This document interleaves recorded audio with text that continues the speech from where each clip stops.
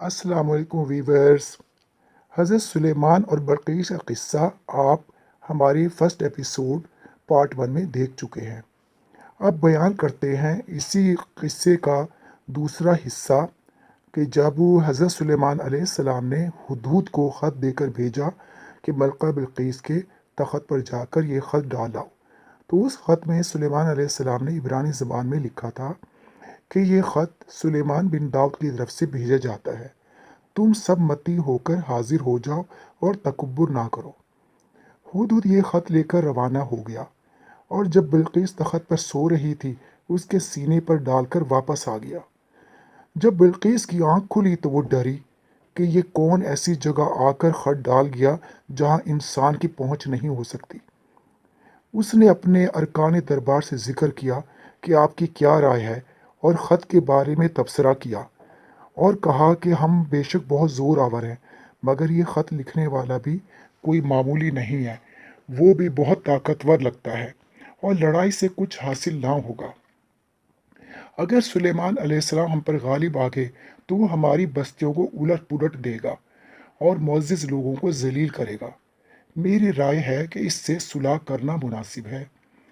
پھر اس نے بہت سے تحفے تحائف دے کر اپنے ایلچیوں کو بھیجا تاکہ سلیمان علیہ السلام کے بارے میں بھی ساری کیفیت معلوم ہو جائے۔ یہ بات سب کو پسند آئی اور ایلچی تحائف لے کر حضرت سلیمان کے دربار میں حاضر ہوئے۔ ان کے ساتھ سونے اور چاندی کی اینٹیں اور ہیرے جواہرات تھے، مگر جب انہوں نے دیکھا کہ حضرت سلیمان علیہ السلام کے دربار میں اس سے بھی کہیں زیادہ سونے چاندی کی اینٹیں لگی ہوئی ہیں اور ہیرے جواہرات بے شمار ہر طرف نظر آ رہے ہیں تو وہ بہت حیران ہوئے۔ حضرت سلیمان نے کہا کہ میرے پاس اللہ کا دیا سب کچھ ہے، یہ سب تحائف تم کو مبارک ہو، اور بلقیس سے کہو کہ فوری حاضر ہو، ورنہ میں ایسا لشکر بھیجوں گا جس کا کوئی مقابلہ نہ کر سکے گا۔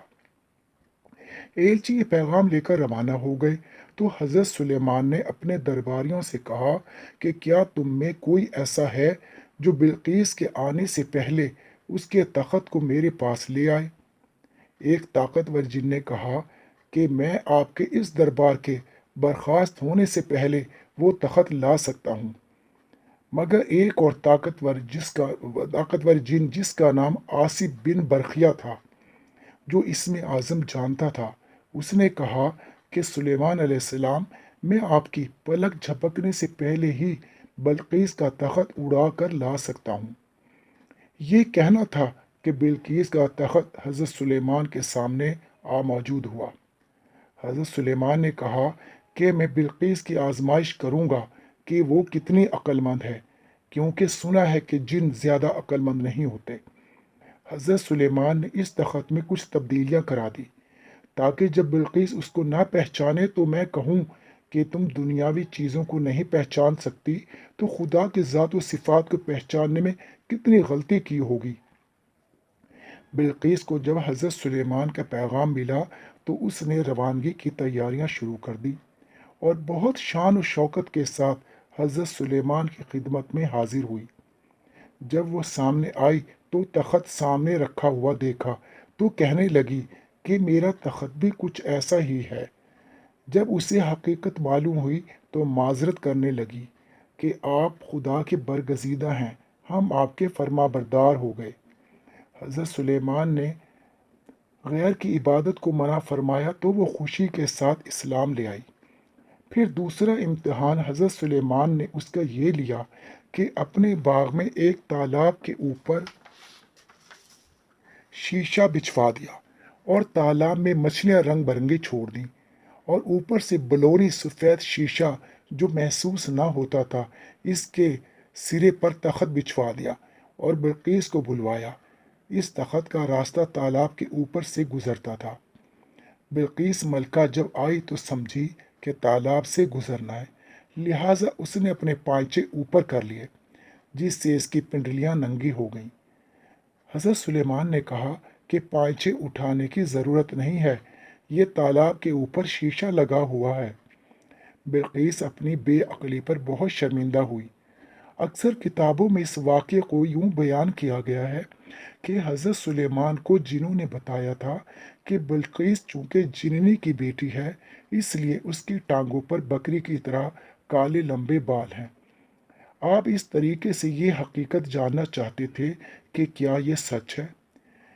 اس پر بلقیس نے کہا کہ ہم نے اپنے نفس پر بہت ظلم کیا ہے، جو خدا کو نہ پہچانا، اور اس کے اسلام قبول کرنے کے بعد حضرت سلیمان علیہ السلام نے اس سے نکاح کر لیا، اس سے بہت محبت کرنے لگے۔ ایک عرصہ تک بلقیس آپ کے ساتھ رہی، پھر حضرت سلیمان نے اسے اس کے ملک واپس بھجوا دیا۔ آپ مہینے میں ایک بار اس کے پاس جاتے تھے اور 3 دن وہاں قیام کرتے تھے۔ تاریخ بتاتی ہے کہ بلقیس کا حضرت سلیمان سے ایک لڑکا بھی پیدا ہوا جس کا نام رجم تھا۔ یہ اپنے باپ کی وفات کے بعد تخت کا وارث ہوا۔ ملکہ بلقیس اپنے ملک یمن میں عرصہ تک حکومت کرتی رہی۔ وہ نہایت حسین و جمیل اور عقلمند تھی۔ وہ ہفتے میں ایک دن اپنا دربار لگاتی تھی اور لوگوں سے پردہ کرتی تھی۔ وہ اپنے اور درباریوں کے درمیان ایک باریک پردہ لگوا لیتی تھی۔ وہ درباریوں کو دیکھ سکتی تھی مگر درباری اس کو نہ دیکھ سکتے تھے۔ اسلام لانے کے بعد وہ 7 سال 7 ماہ تک حکمران رہی اور انتقال کیا۔ اس کو شہر تدمر جو شام کے ملک میں واقع ہے ایک دیوار کے نیچے دفن کیا گیا۔ اس کی قبر کے بارے میں کوئی نہیں جانتا کہ اس کو اتنا خفیہ کیوں رکھا گیا تھا۔ موسیٰ بن نصیر کا بیان ہے کہ میں ولید بن عبد الملک کے عہد میں خلافت میں شہر تدمر کی جانب بھیجا گیا۔ میرے ساتھ ولید کا بیٹا عباس بن ولید بھی تھا۔ جب ہم وہاں پہنچے تو سخت بارش ہوئی، ایسی بارش کہ تدمر کی بعض دیواریں تک گر گئیں۔ ایک دیوار کے ڈھائے جانے کے بعد زمین سے ایک تابوت نکلا جس کا طول 30 گز کا تھا، جو زعفرانی پتھر کا بنا ہوا تھا۔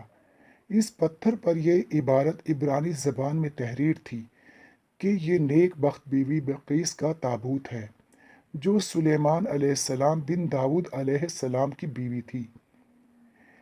یہ 20 جلوس سلیمانی میں اسلام لائی اور عاشورہ کے دن سلیمان علیہ السلام نے اس سے نکاح کیا، اور ماہ ربیع 27 جلوس سلیمانی میں اتوار کے دن وفات پائی اور تدمر کی ایک دیوار کے نیچے دفن کی گئی، سوائے ان لوگوں کے جنہوں نے اسے دفن کیا، اور کوئی جن و انسان اس کے دفن سے واقف نہیں۔ موسیٰ بن نصیر کہتے ہیں کہ ہم نے جو تابوت کو کھولا اور پردہ اٹھایا تو گویا ایک تازہ لاش ہے جو لگتا تھا آج ہی دفن کی گئی ہے۔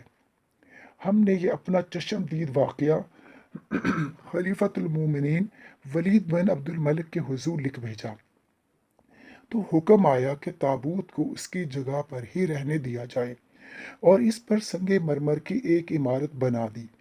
یہ واقعہ قصص الانبیاء کتاب میں بھی تحریر کیا گیا ہے۔ یہ تھا واقعہ ملکہ بلقیس کا، جو یقیناً آپ کو پسند آیا ہوگا۔ ملکہ بلقیس کے علاوہ بھی حضرت سلیمان کی 2 بیویوں کا قصہ تاریخ سے ملتا ہے۔ ہم انشاءاللہ ان کے بارے میں بھی معلومات دیں گے۔ وہ بھی بہت پراسرار اور دلچسپ واقعہ ہے۔ جب حضرت سلیمان کی انگوٹھی گم ہو گئی اور ان سے حکومت چھین لی گئی اور ایک جن عرصہ تک ان کے تخت پر بیٹھ کر سلیمان بن کر حکومت کرتا رہا۔ یہ واقعہ بھی ایک بہت دلچسپ ہے۔ انشاءاللہ اگلی ایپیسوڈ میں اس کو بیان کریں گے۔ امید ہے آپ کو ملکہ بلقیس زوجہ حضرت سلیمان کا یہ قصہ ضرور پسند آیا ہوگا اور آپ کی معلومات میں بہت اضافہ ہوا ہوگا۔ اگر آپ چاہیں تو مہربانی کر کے اس چینل کو سبسکرائب ضرور کر لیں اور بیل بٹن کو بھی پریس کر دیں تاکہ آپ کو آنے والی ہر ویڈیو آپ کو ملتی رہے اور اسی طرح کی اسلامی اور بہت اچھی سی معلومات آپ حاصل کرتے رہیں۔ اللہ ہم سب کا حامی و ناصر ہو۔ والسلام، خدا حافظ۔